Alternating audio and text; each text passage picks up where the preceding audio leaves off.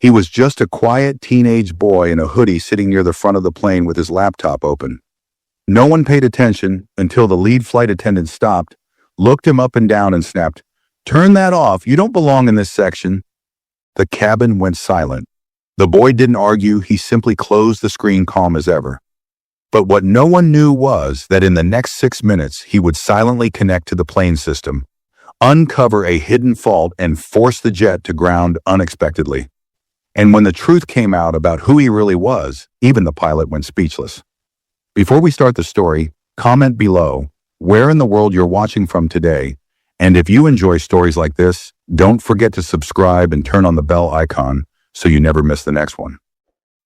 The cabin was quiet except for the low hum of the engines. Seated near the front, a teenage boy named Ethan stared out the window.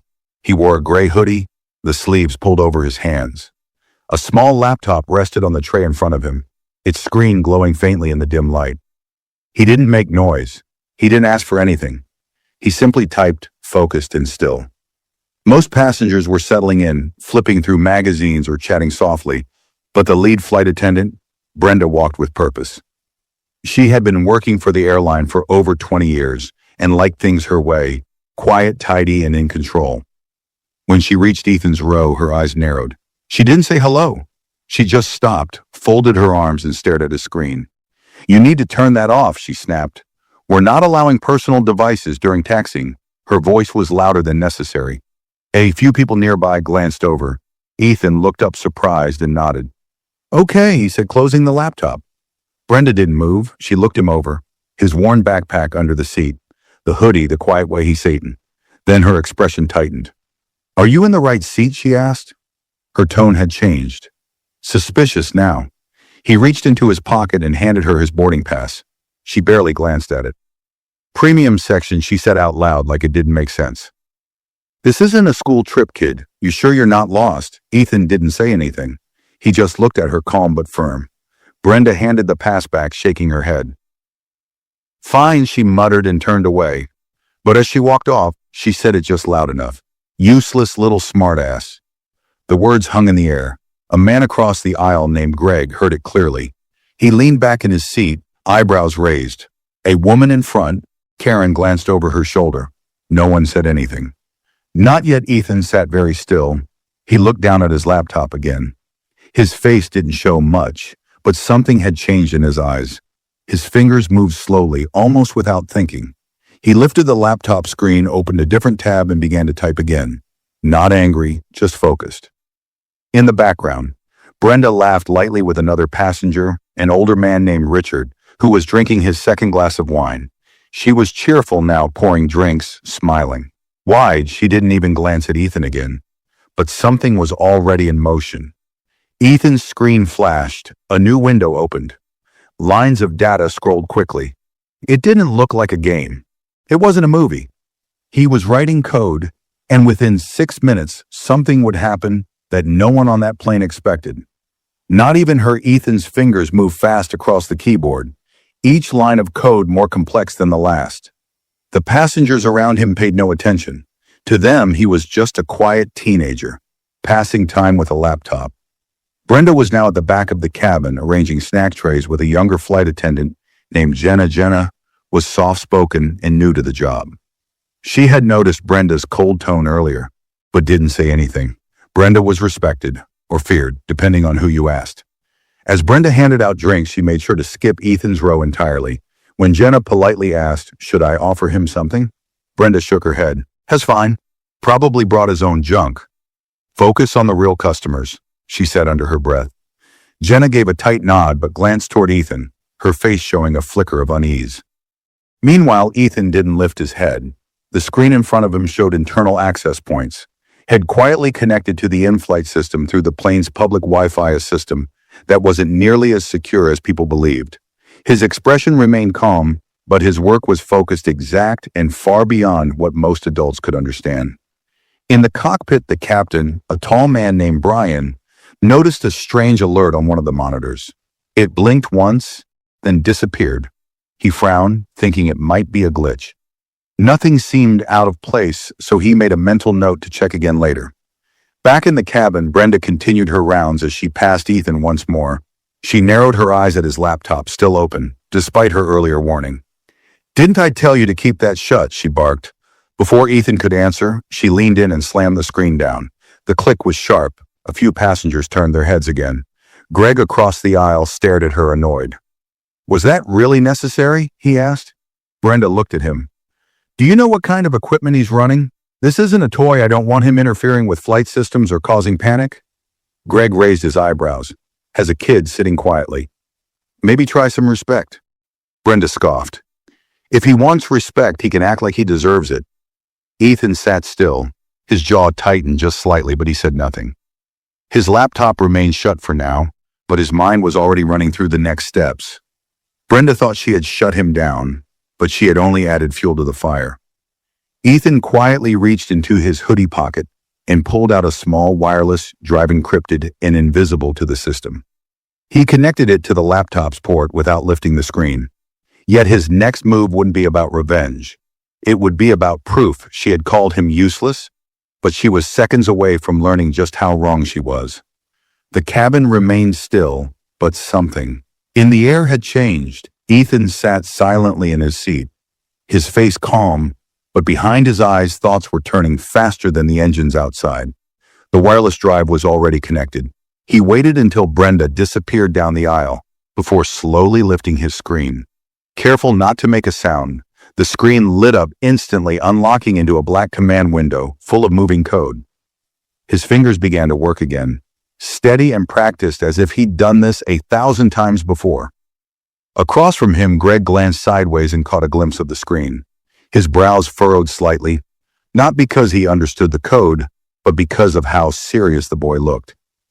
He leaned back into his seat but kept an eye on him, his earlier defense still on his mind. Karen, the woman in the row ahead, turned in her seat again.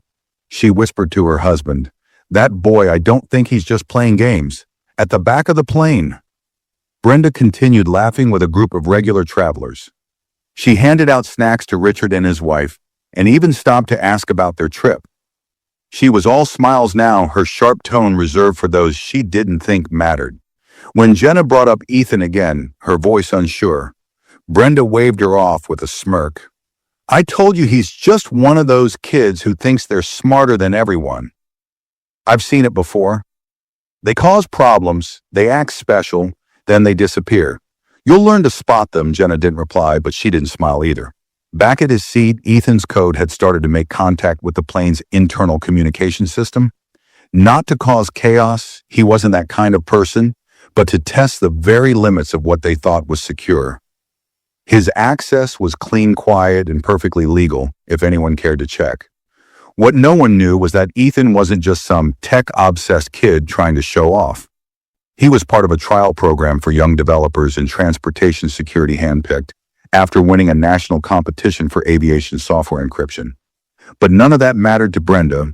To her, he was just a quiet boy in a hoodie who didn't look like he belonged in the better seats, and so far no one had questioned her. That was about to change. In the cockpit, Captain Brian's screen blinked again. This time the system flashed a warning about an internal activity log being accessed remotely. He stiffened. "That's odd," he muttered, his co-pilot. Rachel looked over another glitch. "I'm not sure," he said. "I'll flag it for now." Inside the cabin, Ethan's fingers paused as the system pinged his connection. He adjusted his route and masked the source instantly. The breach wasn't meant to harm. It was just enough to leave a footprint mark, just enough to make someone upstairs notice what he was capable of. Just as Ethan reached for his water bottle, Brenda reappeared in the aisle. Her eyes locked on the screen again. "Didn't I tell you?" She started, but she didn't finish. She stepped closer and raised her voice. "You think you're special just because you can type fast. That makes you important now. You're just a kid who got lucky with a seat." Ethan looked up at her. Not angry, just tired. Before he could speak, Greg stood up. "That's enough," he said firmly, his voice echoing over the rows. Every head turned. Brenda froze, her smile gone. "Has not bothering anyone. Has not talking. Has not loud. And if I'm being honest," Greg added, "you've been treating him like dirt since the moment he boarded." Brenda's eyes widened. "Excuse me." "No," Greg cut in. Excuse you, some of us have been watching the way you skipped him during drinks, the way you slammed his laptop shut. If he's done something wrong, say it, but if not, maybe stop acting like he's already guilty of something. Karen turned around now too. He hasn't moved from his seat once. Honestly, I was more bothered by how she treated him than anything he's done. Brenda looked around. For the first time, she realized she might not have the cabin on her side, but it was already too late. Ethan turned back to his screen. His fingers moved again, just one final step. The connection was complete. The message was sent. Now all that remained was the response, and it was coming faster than Brenda could imagine. Brenda stood frozen, her lips parted, but no words coming out. The authority she normally wore so proudly was slipping, and the shift in the cabin was sharp. She glanced around expecting support, but instead found quiet eyes watching her. No with respect, but with judgment. Jenna stood a few rows back holding a tray of unopened snacks. She looked uncomfortable but didn't step in. Greg slowly sat back down, still staring at Brenda. Karen remained turned in her seat, one arm resting on the backrest, her expression firm. For a long moment, no one spoke. The silence was louder than any argument. Then Brenda straightened her back, smoothed her uniform, and muttered, "This isn't over." She turned sharply and walked toward the galley. Her shoes clicked against the floor, each step tighter than the last. Ethan didn't follow her with his eyes. He kept his focus on the screen. The final string of code had already been sent. All he had to do now was wait. What he triggered wasn't something dangerous. It was a controlled alert sent to a private security channel used by aviation testers. It included a full log of the in-flight systems, security gaps all identified within the last 5 minutes. The alert didn't go to the airline's tech department. It went directly to the federal team managing the trial he'd been assigned to. Meanwhile, Captain Brian's screen in the cockpit gave off another soft beep followed by a short tone. He leaned forward. The alert wasn't internal anymore. It came from an external control center, the same one that handled advanced flight safety and risk monitoring. Rachel looked over. "What's going on?" Brian pressed his earpiece in tighter. "They're telling us there's been a security test activated from inside our aircraft." Rachel's eyes widened. "A test from a passenger." "Looks like it," he said, voice low. "They sent confirmation just now. It came from a registered device listed under a temporary federal authorization, young cybersecurity trainee, assigned through a special clearance program." Rachel blinked. "Wait, someone's testing our system right now from inside this plane." "Not just testing it," Brian replied. "He already ran diagnostics, located vulnerabilities in our comm relay, and submitted a fix all within 8 minutes. And we didn't even notice." Rachel stared. "Who is it?" Brian tapped the ID on the message and read the name aloud. Back in the cabin, Ethan was closing his laptop gently. The screen dimmed and went dark. He leaned back in his seat, finally taking a breath. Around him, the energy had shifted. Karen gave him a small nod. Greg glanced over and smiled slightly. The kind of smile that said, "I knew it." A quiet approval, a shared understanding. At the back of the plane, Brenda paced inside the narrow galley, fuming. Her fingers were clenched tight around a half-empty cup of coffee. She had always trusted her instincts.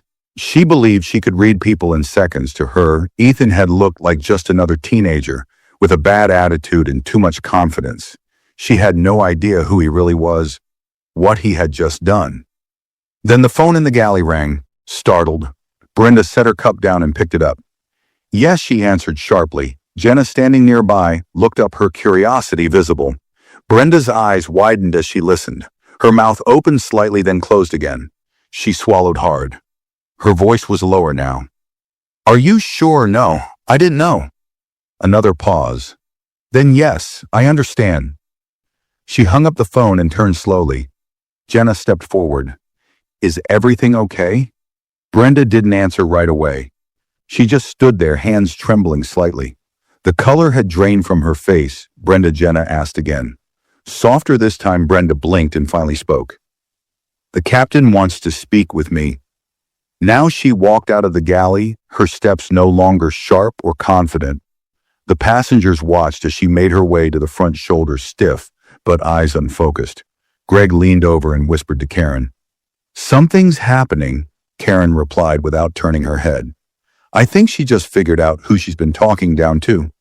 Ethan sat quietly, hands in his lap, laptop shut and back in his bag. He wasn't smiling, he wasn't proud, but he felt something settle inside, something still and sure. Not revenge, not victory, just truth finally seen. And it was only beginning. Brenda reached the cockpit door, her throat dry and her chest tight. She had walked these aisles for 2 decades, and never once had she been summoned mid-flight by the captain. She pressed the call button beside the door, and a few seconds later the door clicked open. Captain Brian stood inside, arms folded across his chest, his face unreadable.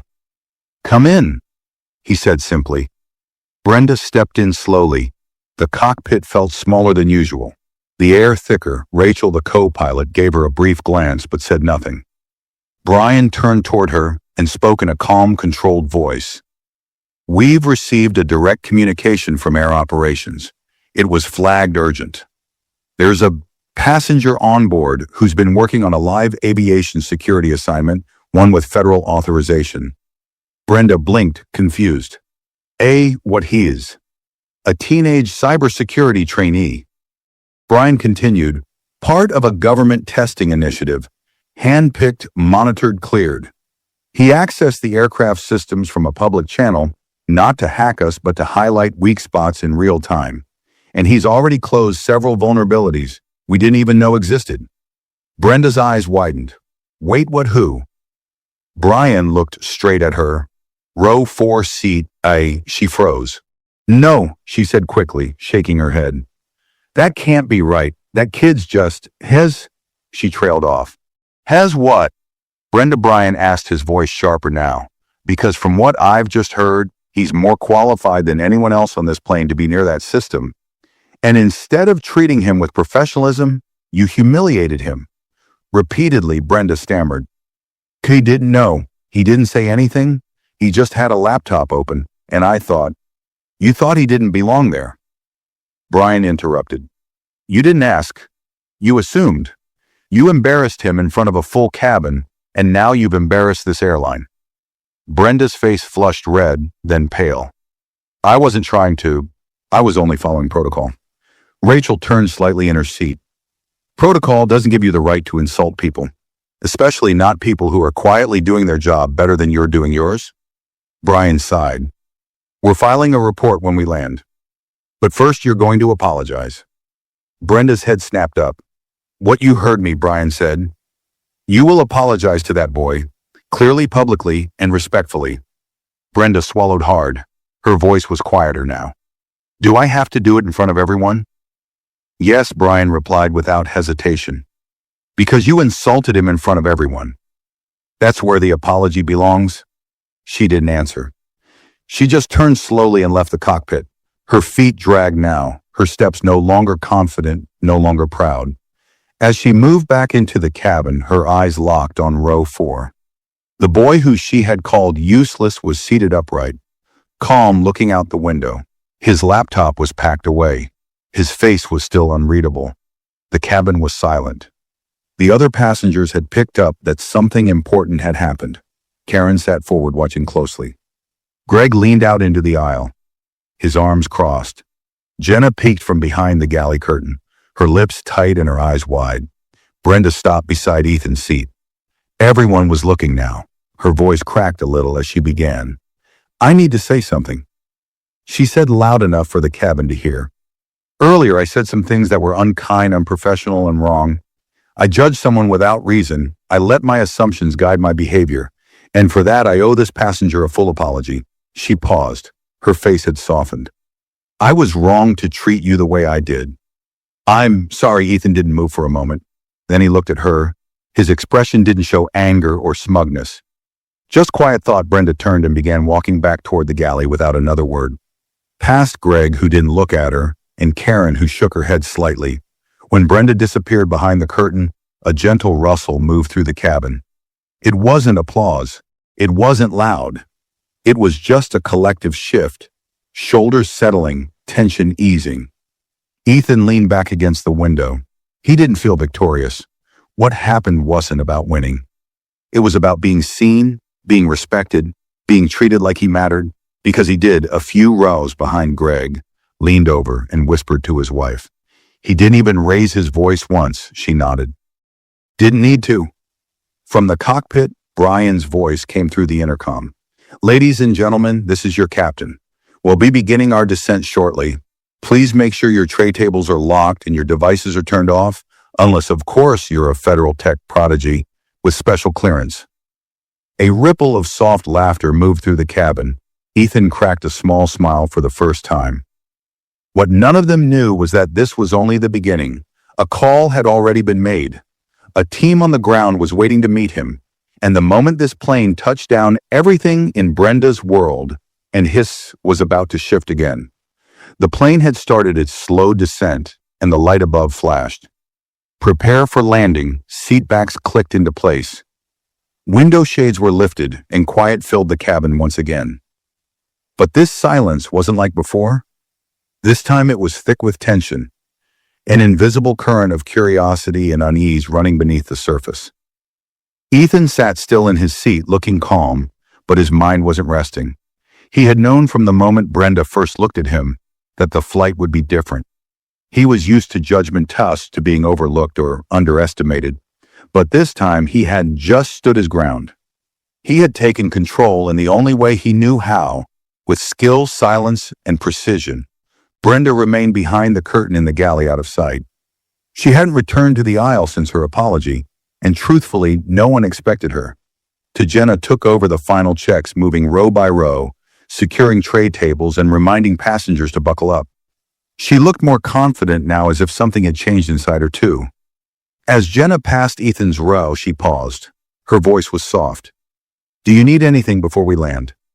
Ethan shook his head. She nodded and moved on, but her expression carried a quiet respect, not the fake kind people wear to be polite. This was different. This was real. A few rows behind, Greg shifted in his seat, pulling his seatbelt snug. He hadn't taken his eyes off Ethan since the apology. He leaned slightly toward Karen and whispered, I hope someone's waiting for him when we land. Someone important? Karen replied, I think they are. In the cockpit. Brian received another alert, this time through his secure line. It wasn't a warning. It was a confirmation. The moment the wheels touched the ground, a car from the aviation department would be waiting at the gate. They had confirmed Ethan's ID and were prepared to debrief him in person. Brian didn't know all the details, but he didn't need to. He already knew what mattered. This boy had done something remarkable, and no one would forget it. As the landing gear lowered and the city came into view below the clouds, Ethan reached into his backpack. He pulled out a small notebook and began to write. Not typing, not coding, just scribbling down a few notes in pencil. No one else noticed, but this was part of his process. Every test, every experience. He logged it by hand. It helped him remember what went right and what went wrong. He paused for a moment, then underlined a sentence he had just written. Assumptions are louder than words. The plane touched down with a soft bump. The cabin jolted slightly as the wheels hit the tarmac, then rolled smooth as the jet slowed. A soft cheer came from a toddler in the back, followed by light claps from a few first-time flyers. But most passengers sat quiet, exchanging looks of relief and curiosity. Over the intercom, Captain Brian's voice returned. Ladies and gentlemen, welcome. For safety, please remain seated with your seatbelt fastened until we reach the gate. We'll be pulling into a private section of the terminal for routine checks. No one questioned the unusual message. Most assumed it was just standard procedure. But a few, especially those who had watched the scene earlier, knew something more was happening. The jet rolled slowly to a stop outside the window. A black vehicle waited near the edge of the tarmac. Two officials stood beside it, wearing dark blazers and communication earpieces. They weren't airport staff. They didn't carry luggage or push carts. They were there for one person only. Ethan zipped up his backpack, slid his notebook inside, and waited. He didn't look around for approval or applause. He wasn't interested in being the center of attention. All he had wanted was to be treated like everyone else, and when that failed, he let his work speak. Brenda, still hidden in the back, peeked through the curtain. Her stomach twisted when she saw the black car. She had hoped the apology would be enough, that things would settle quietly. But seeing those officials outside told her this wasn't going away. And the worst part wasn't just what she'd done. It was the fact that everyone had seen it. The man she tried to humiliate had turned out to be the most respected person on the plane. The seatbelt light went off with a soft ding. Passengers stood up slowly, gathering their things. Stretching their legs, Greg stood and waited, allowing others to move ahead, as Ethan rose from his seat. Backpack slung over one shoulder, Jenna appeared beside him. "Someone's waiting for you outside," she said softly. "They just radioed in." Ethan nodded. "Once I know." She smiled faintly. "It was an honor flying with you." He didn't say anything, just gave her a quiet look that said more than words. Then he stepped into the aisle and walked forward, calm, quiet, collected. As he reached the front of the plane, the door opened slowly.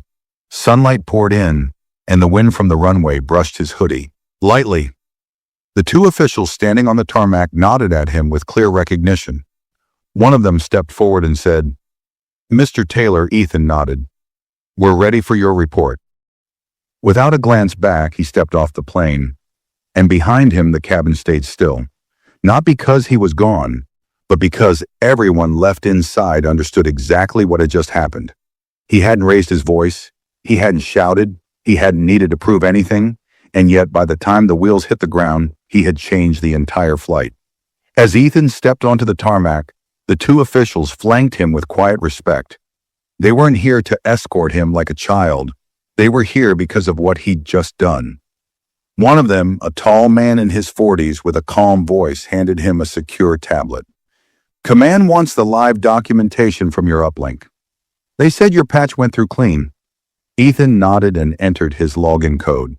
The tablet blinked, syncing to his encrypted drive, and the officials watched closely. His posture was calm, but there was a quiet strength to how he carried himself, like he knew exactly where he stood. Inside the plane, the atmosphere had changed again. Passengers stood frozen at their seats or peeked out the windows to get a better view of the black car, and men in suits waiting for Ethan whispers filled the cabin like light static. Did they just call him Mr. Taylor? They were expecting him. What was he even doing with that laptop? Greg still standing near. Row 5 crossed his arms and shook his head slowly. "I knew there was something about that kid. He handled the whole thing better than most grown men I know." Karen, collecting her bag from the overhead bin, glanced toward the front. "Brenda's probably praying nobody posts the video." And she was right to think that just a few rows behind, a woman in her 30s named Paige had quietly recorded that earlier confrontation. She had intended to share it at first, but now she was thinking differently. She had captured the moment Brenda slammed the laptop, closed the argument, the apology, the shift in tone when the captain's voice hinted something bigger was going on. Paige didn't know the whole story, but she had captured the energy of it, the arrogance, the disrespect, the surprise on Brenda's face when the tables turned. She stared at the video on her phone. It wasn't loud or dramatic, but it felt powerful. The clip was just over 3 minutes long, and it said everything without saying much at all. She didn't hit upload, not yet, but she saved it. Brenda, meanwhile, was still seated in the back galley on the folding jump seat. Her hands were tightly clasped in her lap, her uniform now wrinkled and her face pale. She had known the moment she saw the black car that this wasn't going to fade. She had tried to explain it away to herself. He looked like trouble. He was acting suspicious. She was just being careful, but deep down she knew she hadn't seen a problem. She had created one. Her judgment had been based on nothing but her own bias, and it had failed her. Jenna approached, slowly carrying her clipboard. She paused, looked at Brenda for a moment, and said quietly, "They're ready for you to disembark." Brenda looked up, then down again. "Are they waiting to speak to me?" Jenna didn't answer right away. "I don't know. But if I were you, I'd be prepared to answer some hard questions." Brenda stood slowly, every movement heavy. As she stepped out into the aisle, several passengers stepped back, not out of the way, but out of choice. No one made eye contact. No one offered a polite smile. The warmth she was used to receiving after every flight was gone. Greg stepped aside, but his eyes stayed on her. He didn't speak. He didn't need to. The disappointment was written clearly on his face. Brenda moved toward the exit, and as she reached the doorway, she saw Ethan a short distance away, on the runway, standing beside the black vehicle, speaking with the officials. He wasn't smiling. He wasn't showing off. He just looked steady. Unbothered professional. That's when it really hit her. This wasn't some awkward teenager trying to get attention. This was someone being trusted by people at the highest level. Someone who had been chosen, tested, and proved, long before she ever assumed otherwise. The stairs felt longer than usual as she descended. No one greeted her at the bottom. No nod, no handshake. Just the sound of wheels rolling on luggage and the gusts of wind cutting through the silence. She looked over her shoulder once at Ethan, and he didn't even notice her. Or maybe he did, and just didn't care anymore. He had said everything he needed to say without saying much at all. Inside the terminal, a small team from the aviation agency had already begun preparing a quiet room for the debrief. Ethan would be asked to walk through each part of the scan, every system he tested, and the fix he implemented. He would also be asked about the incident with the flight attendant. Not for drama, but because this wasn't the first time something like it had happened during one of their test flights, but it might be the last time someone underestimated the person doing the testing. As passengers trickled into the terminal and walked past the black SUV parked nearby, more whispers began, some snapped photos. Others just shook their heads, stunned that the same boy who had been called useless only an hour ago was now standing like someone 10 years older, being treated like an expert. Paige scrolled through the video again on her phone. At the end, there was a clear shot of Brenda's face when she realized who she was dealing with. A look of disbelief, then regret. Paige hit upload. The title she gave it was short, but it said everything. She called him useless. Then he shut down the jet. Within the next few hours, the story would begin to spread, and by nightfall, the world would start asking, who was this boy, and why had he stayed so quiet when he had all the power? They were about to find out. By the time Ethan stepped inside the private debriefing room, the airport terminal buzzed with movement outside its glass walls. Passengers rolled suitcases toward connecting flights. Children clutched snacks from vending machines, and airline staff moved briskly, unaware that something far from routine was happening in the quiet room beyond Gate 17. The room itself was plain white walls, one long table, 3 chairs, and a screen already set up with his data displayed. A woman in a navy blazer stood when he entered. She looked to be in her early 50s, with silver-framed glasses and a tablet in hand. She offered a polite nod. "Mr. Taylor, thank you for arriving on short notice." Ethan nodded. "Once I figured you'd want the logs right away." "We do," she said, gesturing toward a chair. "I'm Dana Powell, head of system security. This is Jordan McNeil, flight data analyst." A tall man seated beside her gave Ethan a small wave and a grin. "Big move back there," Jordan said casually. "That patch was clean. Fast, too." Ethan sat down and placed his laptop on the table. He connected it via the secure cable already provided. Within seconds, the system lit up with a full breakdown of his activity, onboard timestamps, code revisions, flagged vulnerabilities, and most importantly, a record of how the system had been exposed during the flight. Dana leaned forward. "Before we get into the technical side, I want to say something. What happened on that plane? What was said to you, how you were treated? It's not just disappointing. It's unacceptable." Ethan didn't look away. He was used to people softening their tone after the fact. Dana continued. "This isn't the first complaint we've received about crew members making poor assumptions during test flights. But this is the first time it's been caught in real time, by someone who refused to lose focus even while being disrespected." Jordan added, "Honestly, if you had chosen to stop working and report her instead, no one would have blamed you, but you stayed calm and finished the job." "That says a lot," Ethan shrugged lightly. "I didn't do it for her. I did it for the system. If a patch is missed, someone could get hurt. That matters more."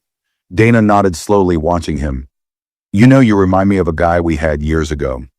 Quiet, young, brilliant people didn't take him seriously until he uncovered a vulnerability in 2 commercial fleets. Now he runs our airborne encryption division. I'm not trying to run anything," Ethan said, almost smiling. "I just like fixing broken things." Jordan chuckled. "Well, you fixed a few today." They reviewed the logs, walking through each step Ethan had taken, from the moment he logged into the network route he mapped to the code he deployed to block the exposed signal. The entire session took just over an hour, and by the end, both analysts had leaned back in their chairs, visibly impressed. Before Ethan stood to leave, Dana spoke again. "We're pushing your report through as high priority. It'll be referenced in next month's operations meeting, and your name will be on it. We'll also be sending a formal recommendation to your program lead. This won't be your last flight." Mr. Taylor Ethan zipped his backpack without a word, but this time the corner of his mouth lifted slightly.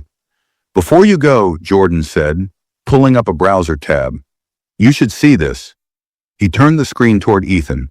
It was the video, the one recorded by Paige during the flight.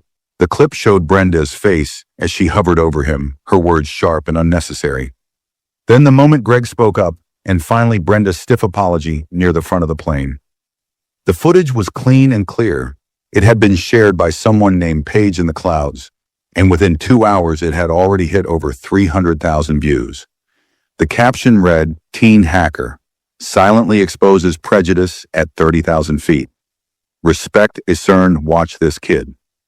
The comment section was exploding with reactions. "She really thought he was just a kid now. She's the one who's grounded. Notice how he never raised his voice. That's power. Airlines better start training their staff better. This is embarrassing. Who is this kid? Someone hire him already." Ethan leaned closer, watching his own still face on the video comm, collected, saying nothing while the storm moved around him. "He didn't reply to the post. He didn't like it. He didn't share it. He just said, 'I didn't ask for this.'" Dana nodded. "You didn't. But it found you anyway." As Ethan left the room and stepped back into the terminal, the world outside the glass door had changed. People were still walking. Flights were still being called. But several passengers from his earlier flight were now standing together, looking at phones and whispering. Some recognized him. One woman raised her hand slightly as if to wave, but didn't follow through. Respect had replaced curiosity. He walked past them quietly, never speeding up, never slowing down. His hoodie still pulled slightly over his head, his backpack still light on his shoulder. In the distance, Brenda sat alone in a side room meant for crew members under review. She had been called in by the base supervisor for an immediate meeting. She didn't have a statement prepared. She wasn't ready, and she couldn't stop thinking about the boy she'd told to stay out of the way. No one was telling him that now, and everyone, including her, was watching where he was going. The airport corridor was busy, but Ethan walked through it like it was empty. He kept his head down, not from fear or shame, but to keep the noise out.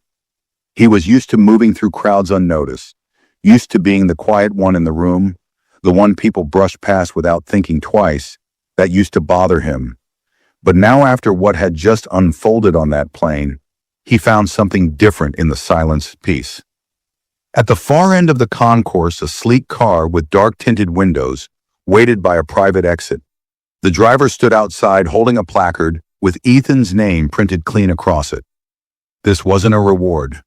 This was protocol.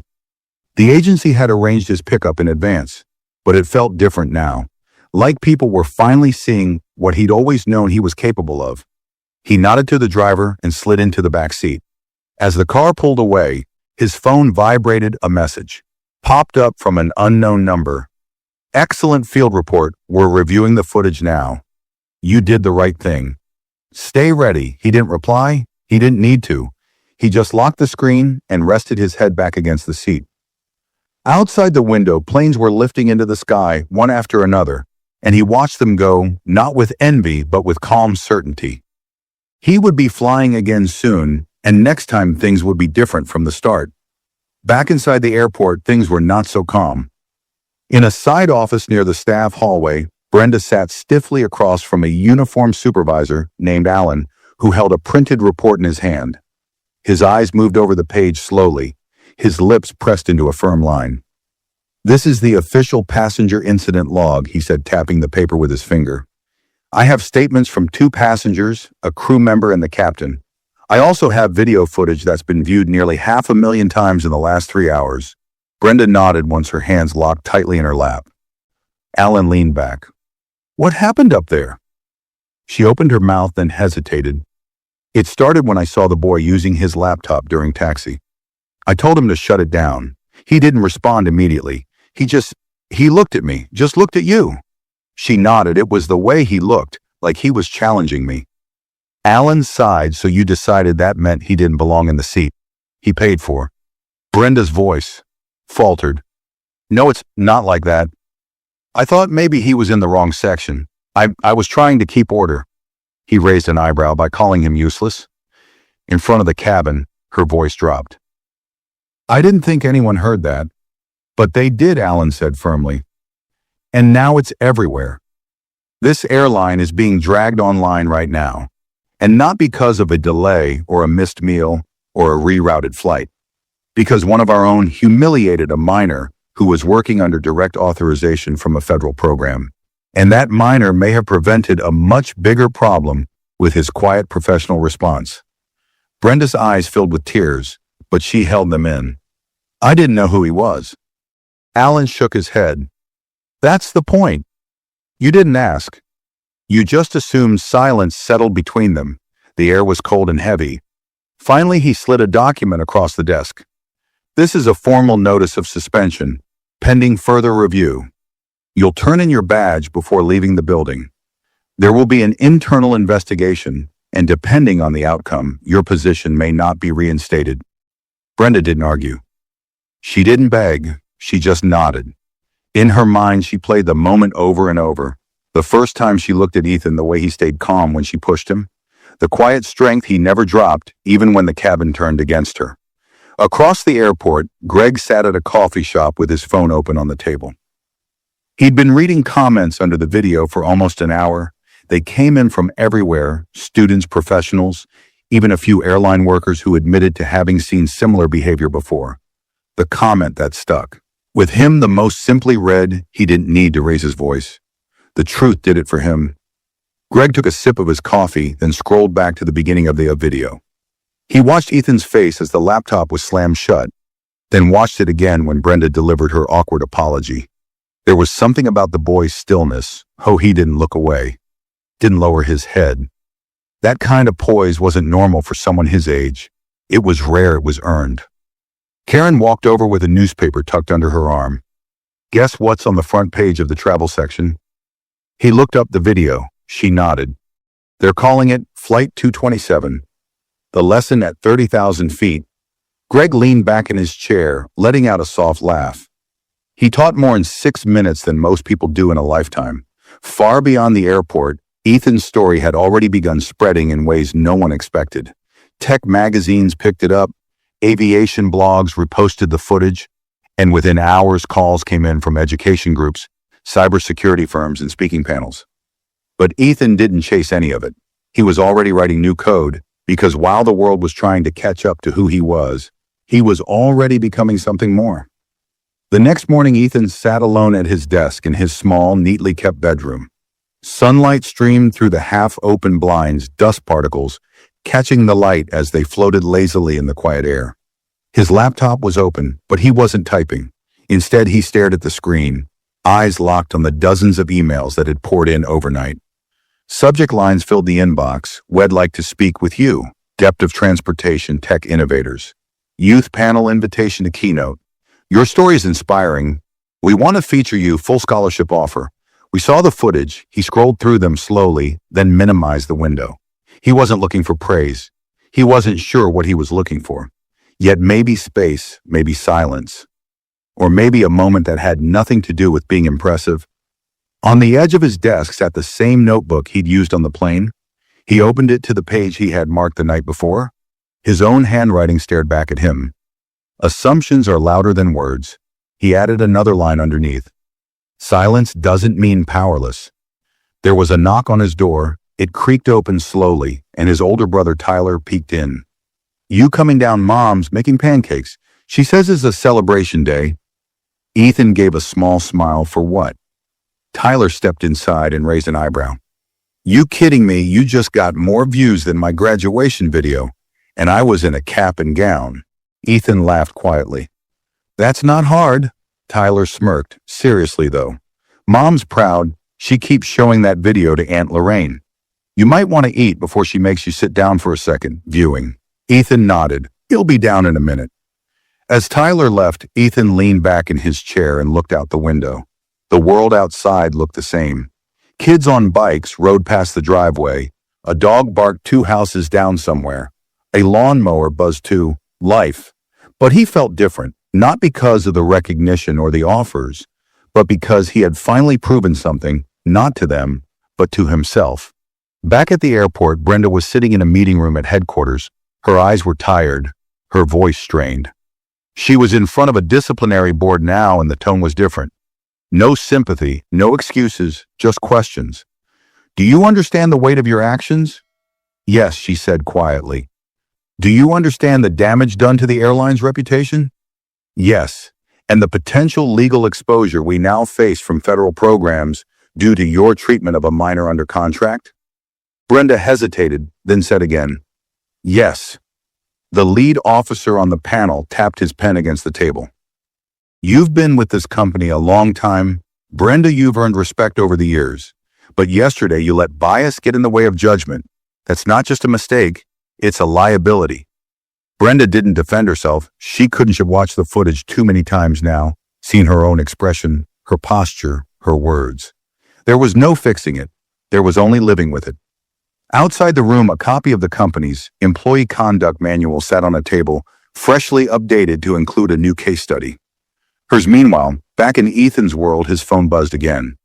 This time it was a video call from a name he didn't recognize at first. He answered it anyway. A woman in a navy blazer appeared on screen, framed by bookshelves and a wall of certifications. Hi, Mr. Taylor, she said with a warm smile. I'm calling on behalf of the National Aviation Safety Council. I won't take much of your time, but I wanted to personally invite you to speak at our annual summit. You'd be our youngest ever presenter.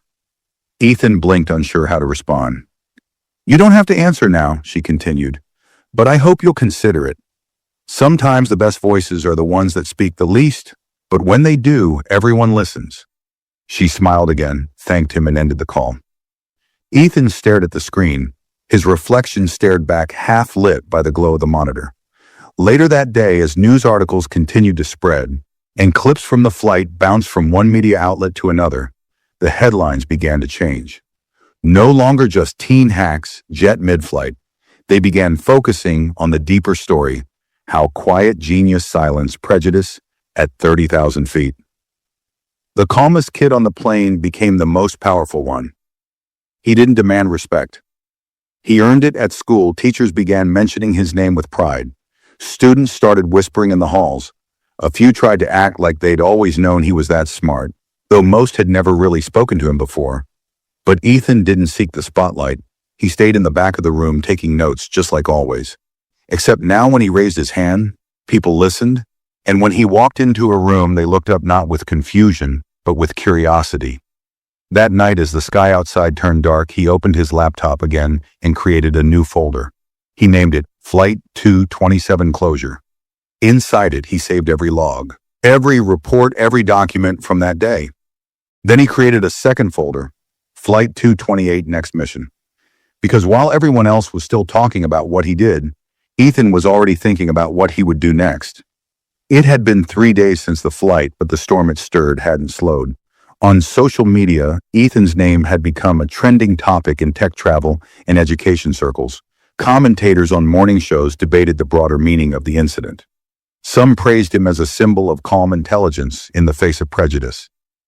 Others dug deeper, asking how someone like him had gone unnoticed for so long. But Ethan hadn't joined any of the conversations. Not once, while news clips looped on TV and his inbox filled with invitations, Ethan sat in his usual spot, second desk from the back, in his computer science classroom. Hoodie pulled up, pen tapping quietly on his notebook. He wasn't avoiding attention, he just didn't need it. His focus was already forward. Across the room, students who once barely noticed him now stole glances every few minutes.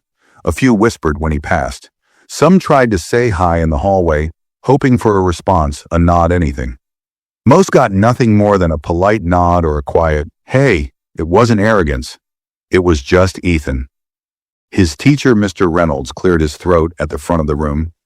"Before we get into today's lesson, I want to take a moment," he said. The class looked up. One of our own did something pretty incredible this week. I think you all know who I'm talking about. All heads turned toward Ethan, who sat still, eyes lowered.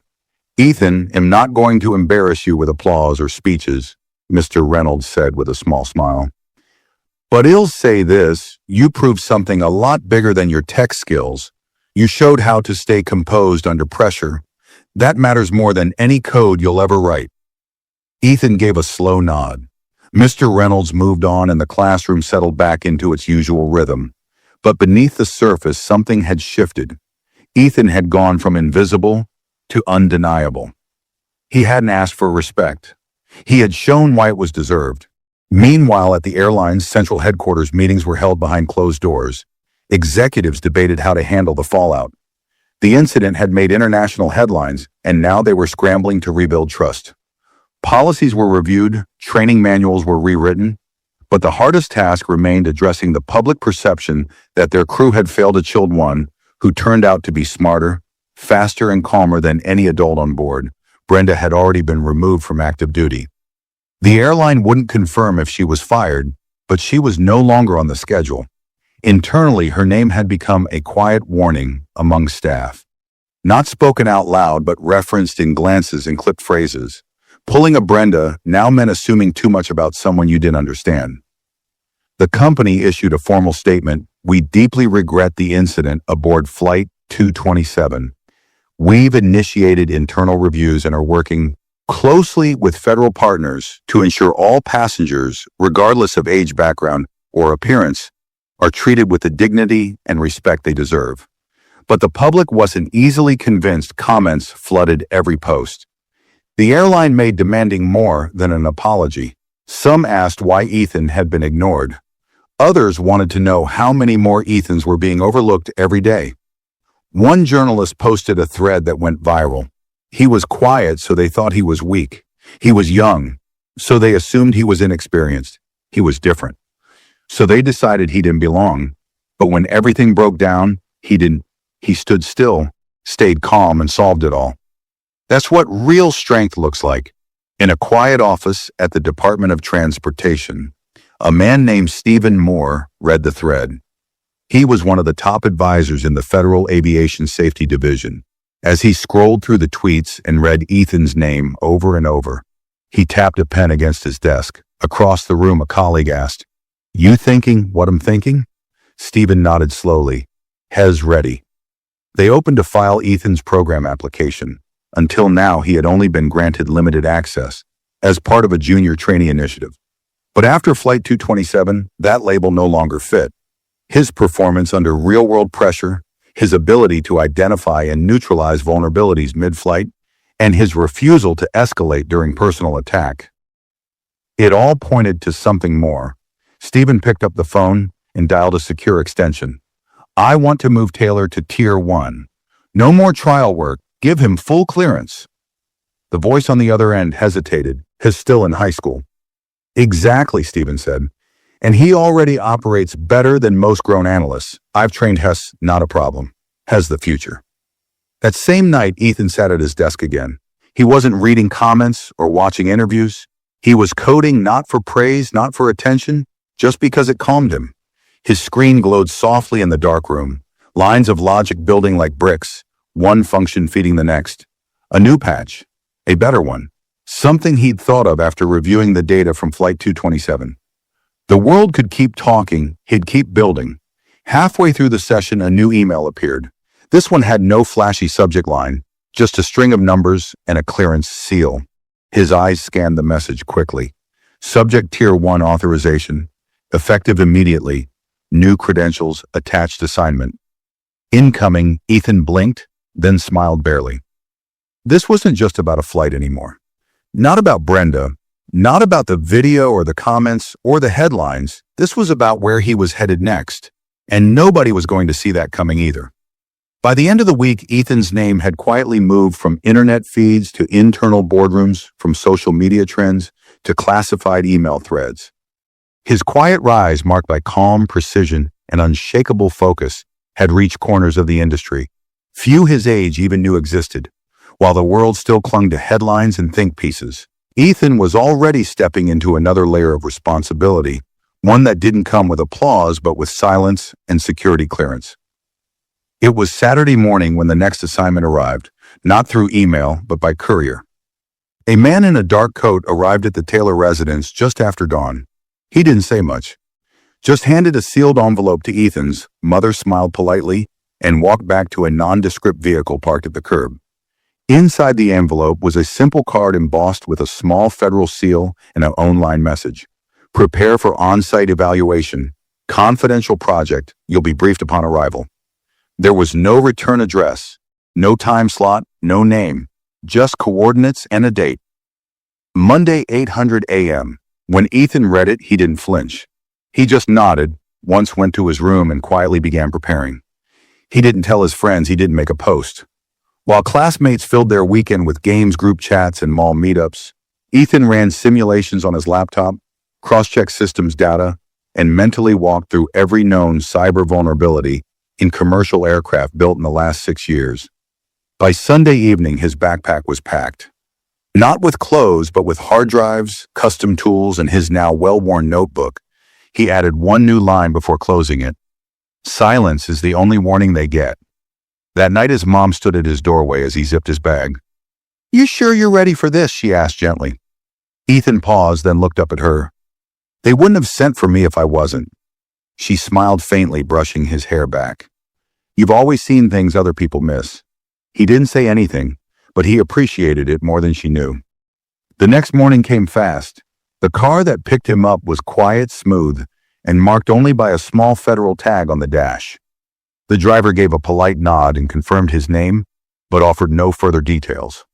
The ride lasted just under 2 hours, moving from busy city streets to industrial backroads, and finally through a secured gate guarded by 2 silent officers.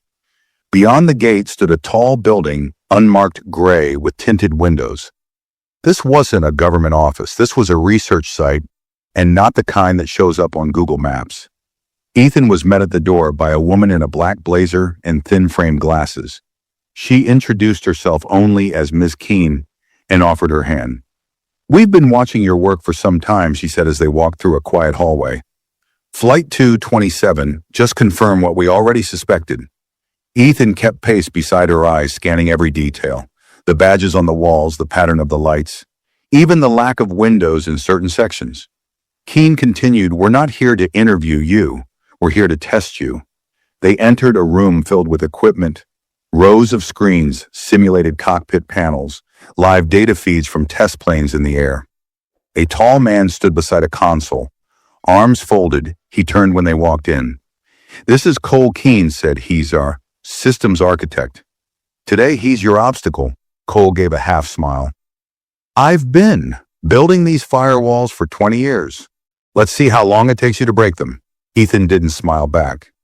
He just set his bag on the table, pulled out his laptop, and began plugging in. "What's the protocol?" he asked. Cole raised an eyebrow. "No instructions, no map. You'll find the vulnerabilities on your own. You have 90 minutes, no second tries." Keene added, "This is a real system, not a simulation. It's connected to a flight lab running live. Avionics, you get in, you win. You don't, we send you home." Ethan nodded, rolled up his sleeves, and began. The room went quiet except for the hum of machines and the soft tapping of keys. At first it seemed impossible. The network was layered in complexity, each gate guarded by high-grade security. But Ethan didn't panic. He looked for patterns, gaps in timing, slight shifts in data response, old code buried under newer patches. After 30 minutes, he found his first door and slipped in unnoticed. Cole raised an eyebrow. After 45, Ethan shut down a loop running in the background, one Cole hadn't even mentioned. At the 60-minute mark, he bypassed the internal GPS mimic and launched a diagnostic ping that sent a full report to the mainframe. Then he stopped typing, leaned back, and said, "Done." Keene walked to the screen and stared at the logs. Cole stepped forward and scrolled through the data with a frown. After several tense seconds, he gave a small, grudging laugh. "I've never seen anyone catch that satellite reroute," he muttered. "That was a trap. You weren't supposed to find it." Ethan replied, calm as ever, "Then maybe don't leave holes where you think people won't look." Keene turned to Ethan and extended a folder. "Welcome to Tier 1. You won't be going back to trial work. From here on out, you're part of the Black File team. No public projects, no press. Full security access. Ethan took the folder without hesitation. What's the first assignment? Keen smiled. We'll let you know, but next time something breaks 30,000 feet up, we won't be calling adults.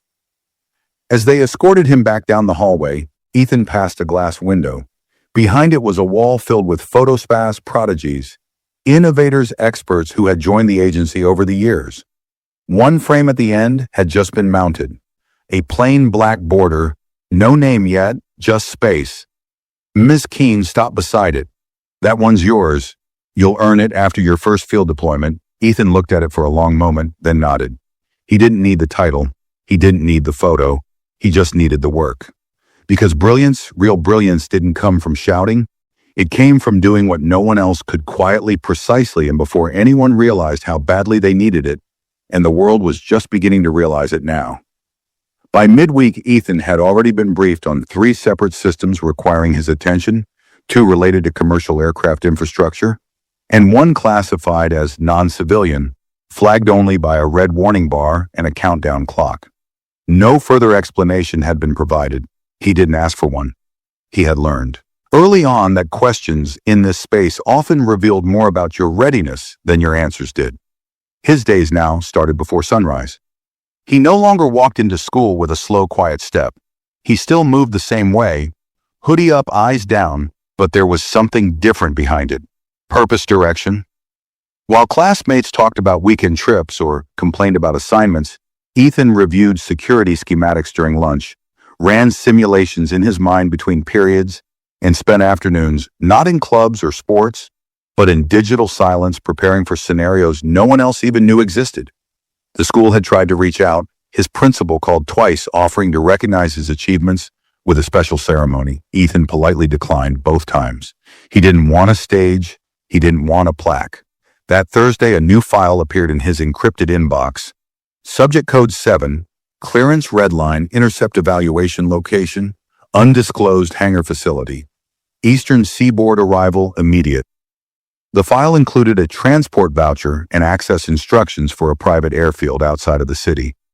This was different from the last assignments, sharper in tone, stripped of any formality, a plain directive, no signature. By the time Ethan arrived, it was nearly dusk. The hangar stood isolated near the edge of a decommissioned runway, surrounded by cracked concrete and silence. No visible staff, no noise. The wind moved across the tarmac like a whisper pushing dried leaves and dust in soft circles. Inside, a single aircraft stood parked under bright white lights. It wasn't commercial, sleek, angular, painted in flat matte gray with no markings. No logos, no windows visible from the outside. 2 men stood near its underside, speaking quietly in clipped tones. One held a clipboard, the other had a military bearing tall. Square-shouldered, with a neatly trimmed haircut and a guarded expression, Ethan approached without hesitation. The man with the military posture stepped forward. "You're the kid." Ethan stopped calm. "You're the pilot." The man stared for a second, then smirked. "You've got guts." The clipboard was handed over. Ethan flipped it open and reviewed the specs.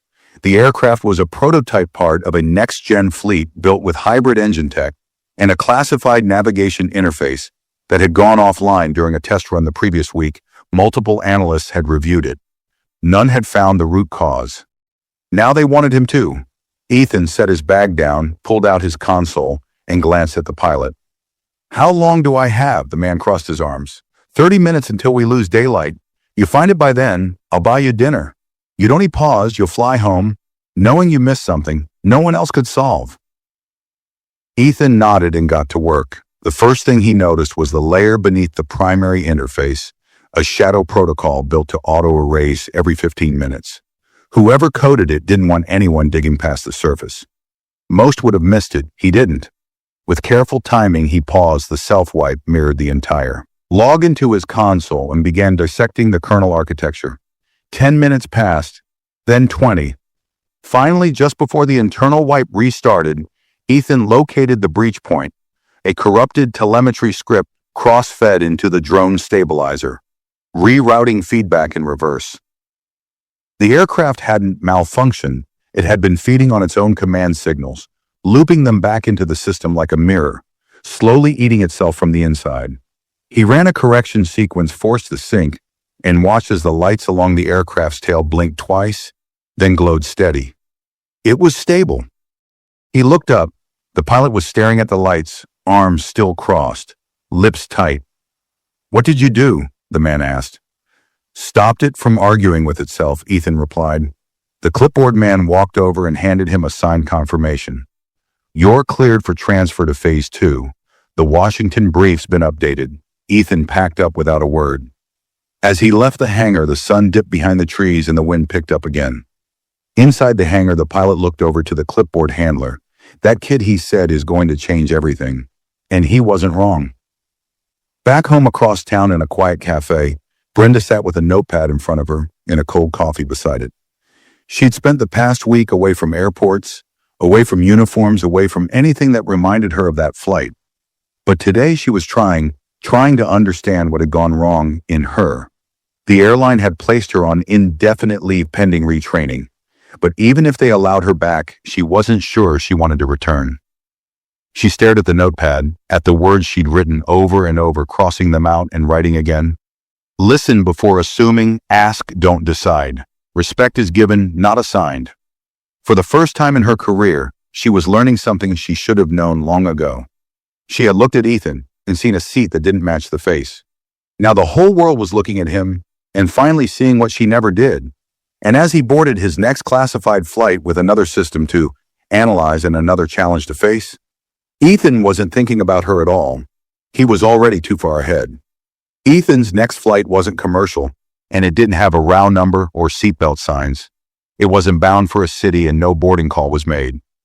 It lifted silently in the early morning from a secure strip deep in a federal research facility, carrying a total of 4 passengers, none of whom spoke during the entire ascent. The interior of the jet was silent, stark, stripped of comfort. It wasn't meant for travel. It was built for work, for strategy, for assignments that lived outside the public eye.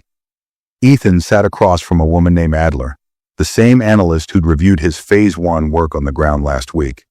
Her hair was tied back tight, her fingers tapping lightly against the tablet. She didn't offer conversation until they were cruising above cloud level. "We're entering a new zone of operations," she said plainly. "From this point forward, every piece of data you access is classified under red tier. That means breach of protocol won't lead to suspension. It'll lead to federal charges." Ethan didn't flinch. "Understood." Adler turned the tablet around and showed him a live data stream.